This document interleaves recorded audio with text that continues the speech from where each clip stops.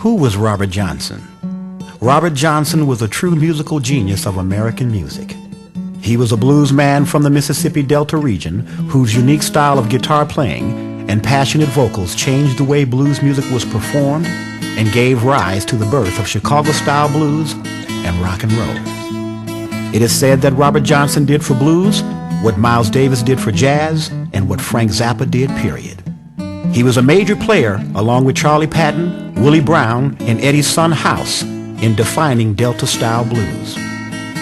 Robert Johnson was a transitional player in that his music bridged the gap between rural blues and its early, modern, urban manifestations.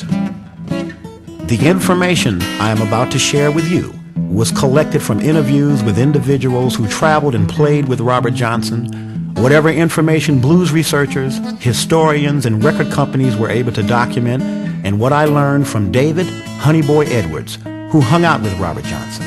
Honeyboy has gone on record describing the events surrounding Robert's untimely demise. If Robert Johnson were alive today, he would be 87 years old. I have taken artistic license in telling the life and legend of Robert Johnson, and I will leave it up to you, the listener, to separate fact from fiction. Robert Johnson was born May 8, 1911 near Hazelhurst, Mississippi, a small town about 40 miles south of Jackson, Mississippi. Legend has it that trouble was waiting for Robert Johnson before he was born. Robert Johnson's mother name was Julia Ann Majors. In 1889, she married Charles Dodds, Jr., who was a carpenter and a furniture maker. Both their parents were slaves. Julia and Charles had 7 children between them. They owned their own home in the land it was built upon and was considered well off for American blacks living in the early 1900s in the Mississippi Delta. In 1909, Charles Dodds got into a verbal altercation with a prominent white citizen and was forced to leave Hazelhurst in a hurry. In fact, there was a lynch mob in hot pursuit. Disguised as a woman, he escaped into the night. He changed his name to Spencer and relocated to Memphis, Tennessee, some 20 miles north of Hazelhurst. Eventually, Julia sent most of the children up to Memphis to live with their father as she attempted to remain on the farm. During their separation, she took up with a sharecropper named Noah Johnson, and it is from that relationship that Robert Leroy Johnson was born.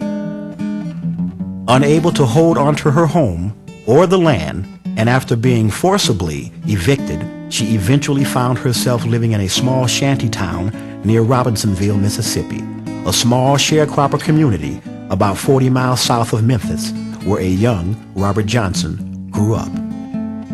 At an early age, Robert Johnson showed an interest in music. His first instrument of choice was the harmonica. As he grew older, he switched to the guitar. He received his first guitar when he was about 16 years old. He showed no interest in farm work, nor of being a sharecropper, a fact that brought him disdain from his stepfather and scorn from other locals who were scratching out a living under the boiling Delta sun. In 1930, a famous blues man by the name of Eddie Son House came to Robinsonville, Mississippi. Eddie Son House was a powerful performer. He was said to be half preacher and half blues man and played slide guitar. Eddie Son House, as well as other popular Delta artists like Willie Brown and Charlie Patton, impressed Robert Johnson. He would later adapt some of their songs. He would hang out at clubs and dances where they played and would attempt to play their guitars during their breaks. The next series of events would change Robert's life forever. He left Robinsonville in the early 1930s and returned to his birthplace of Hazelhurst, Mississippi, in search of his biological father, Noah Johnson, whom he had never met. While he was away, he married, fathered a child, and learned how to play guitar.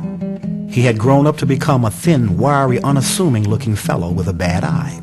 A dark-skinned, small man with small bones and a baby face, who wore his hair in waves and liked to dress up in nice suits and shine shoes. Rumor has it that Robert Johnson's first real guitar teacher was a blues man named Ike, who was from a small town in Alabama and was said to be well-schooled in East Coast and Delta-style blues. Ike claimed to have learned how to play guitar in a graveyard at night while sitting on top of a tombstone. The young Robert Johnson would practice his guitar between farm jobs and began to play in the streets of Mississippi. However, there was something missing in his life, something that gnawed at him daily. Robert Johnson wanted to have records. He wanted to be a recording star like Eddie Sunhouse and Charlie Patton. He wanted fame, fortune, whiskey, and women. And it is here that legend takes over key portions of his short life. One rainy evening, while traveling on Highway 49W, Robert Johnson disappeared into the backwoods to meet with a hoodoo snake doctor.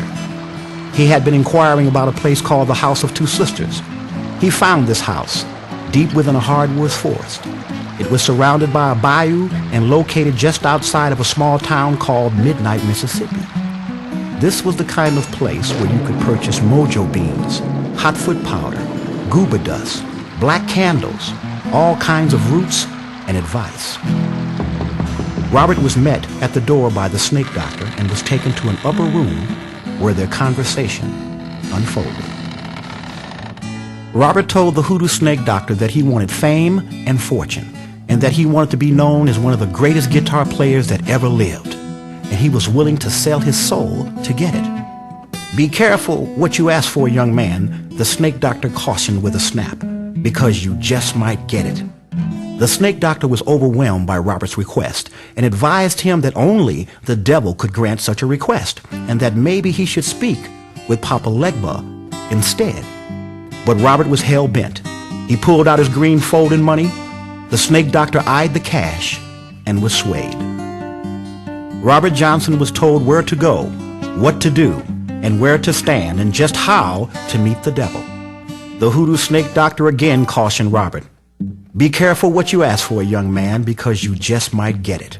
Know that the devil delights in double-crossing all of those who put faith in him."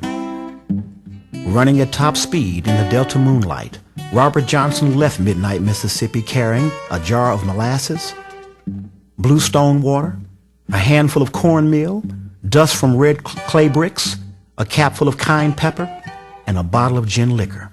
He was a man on a mission. It was one bright, clear, sunny afternoon, with guitar in hand, that Robert Johnson showed up at a crossroad in Mississippi where State Highway 61 and 49 come together. Robert Johnson stood next to an old rotted-out tree that had haint markings carved into the bark and began to play his guitar just as he had been instructed by the hoodoo snake doctor. An hour passed. His chin pressed into his collarbone. Robert continued to play. After a while, the wind began to blow. Then, all of a sudden, dark clouds began to roll in and a fog mist filled the air with a musty stench. The air became so cold, Robert could see his breath. The wind was now howling loudly, so much so that nervousness swept over Robert and he could hardly play his guitar. Afraid to look up, he stood motionless. The wind began to blow him sideways and he was now standing dead center of the crossroads. And you know, they say when you're standing at a crossroads, you're not traveling north, south, east, or west, and you must make a decision. And it is here that Robert Johnson felt this hard, cold, steel-like hand grip his shoulder, and it spun him around. He looked up, and there he was, Satan, the devil, Mephistopheles, Beelzebub, the old tempter, Lucifer, Forky-tail. Dwarfed by his size, Robert Johnson stared up at the devil and managed to speak. "My name is Robert," and the devil responded, "Johnson." Robert swallowed hard. His chest quaked. He spoke again. "I want to be one of the greatest guitar players that ever lived. I want fame, and I want fortune, and I want it now. And in return, you can have my soul." Robert had often thought about such matters. What do I care who gets my soul when I'm dead and gone? I didn't ask to be here no ways. Little did Robert Johnson know that he would receive fame and fortune. He would become a key player in the development of blues music. However, he would not live long enough to enjoy it. The devil and Robert Johnson both stood there, frozen, face to face, at the crossroads. To Robert, it seemed like forever. Then, the devil reached out and peeled Robert Johnson's guitar out of his arms, and then turned his back to Robert, a gesture Robert would use time and again after this meeting. He then retuned the guitar to what we guitar players know as open D, open D, open D tunings, and played a ditty. When he finished, and without turning around, the devil passed the guitar back to Robert over his left shoulder. Robert reached up, pulled down his guitar. Satan wheeled around. His eyes seemed to be on fire, his gaze burning deep into Robert's soul, and he said this: "Go, heart men, live fully while you may, and reckon not the cost. Deny yourself nothing. Flame and blaze like a torch and toss it all about you. Make the most of what yet ye may have before you too shall descend into the bowels of hell." Well, this frightened Robert Johnson, and he fell down on his bending knees at the crossroads, and he asked the Lord to please help him. He knew he had crossed the line. He began to remember the snake doctor's warnings. Be careful what you ask for, young man. Robert had only turned his head for a fleeting moment, and as mysteriously as the devil had appeared, he had disappeared. And for the next 8 years, Robert Johnson began to experience fame and fortune. One day, he returned to his old hometown of Robinsonville, Mississippi, where he amazed his old friends and astonished the rest with his newfound musicianship. Surely he must have made a deal with the devil. That boy could really play, some of the old-timers remarked. It was phenomenal, some say ungodly. He had pestered and surpassed all of his teachers. His approach to playing was different from all other blues performers. He was an innovator. His walking bass lines and full use of the guitar fretboard was new and had never been seen before. In the fall of 1936, Robert Johnson went to San Antonio, Texas, to record for the ARC Recording Company. He became a recording star. His music was being played all over the South. His first hit record was a song called Terraplane Blues. It sold some 6,000 copies. Robert Johnson began to travel to places like Memphis, St. Louis, Chicago, Detroit, New York City, and even Canada. His popularity grew as well as his crowds. Yes, life was good. Robert had become a traveling riverside man. He had rambling all on his mind. Now if he could only have possession over Judgment Day. He began to make money on the road. By the end of 1938, Robert's popularity had reached a height when music promoter John Hammond Sr. was in search of Robert Johnson to invite him to Carnegie Hall to play at his Spirituals to Swing concert, only to find that he had died. Lots of mystery continues to surround Robert Johnson's rise as a guitar player, the fame he received, and the events leading up to his death at the age of 27. There are several versions about how Robert Johnson was killed. Some say he was stabbed, some say shot, but bluesman David Honeyboy Edwards, who is still performing today, has gone on record describing what happened on that fateful day. And you can read his account in his autobiography, The World Don't Owe Me Nothing.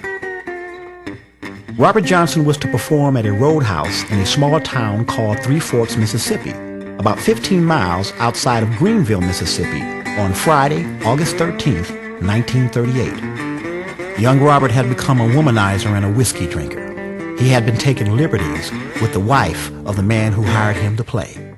The jealous husband is said to have put some poison in a bottle of whiskey and gave it to Robert Johnson to drink. It was reported that Robert Johnson became so sick from the whiskey that he could not play, that he crawled around on all fours, barking like a dog, foaming at the mouth and howling at the moon. First, Robert was offered another drink to ease his pain. There was lots of laughter and joking in the background until someone said, "I think he really is sick." A kind-hearted woman asked Robert to go and lay down in the back room because she really wanted to hear him play, and she felt that he would be all right after a while. But 3 days later, on August 16th, 1938, Robert Johnson succumbed to strychnine poisoning and was given a pauper's burial by the county. They say Robert Johnson never had any real peace in his life after his meeting with the devil at the crossroads. His behavior seemed erratic to those who knew him. He was always on the move. He sometimes would become sullen and moody. He seemed to have spells and would get up early in the morning, feel around for his shoes and start walking. He had the walking blues. He was constantly looking over his shoulder. He told a friend that he would sometimes hear dogs barking in the night. He said that he felt as if the hounds of hell were after him. He often wondered when he was in his whiskey, when the devil would call in his debt, when the last fair deal would go down. Robert Johnson felt that he had to keep moving. In fact, he said if today was Christmas Eve and tomorrow was Christmas Day, that he would have no time to pass away.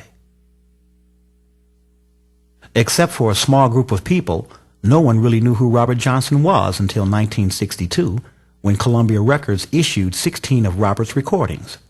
His music influenced a new generation of musicians all over the world and continues to withstand the test of time. In 1986, Robert Johnson was inducted into the Rock and Roll Hall of Fame. In 1990, Columbia Records Company released the complete recordings of Robert Johnson, all 29 songs on CD, for which over 500,000 copies have been sold. There appears to be no letup in the amount of fame and fortune Robert Johnson continues to receive. Be careful, young man, what you ask for.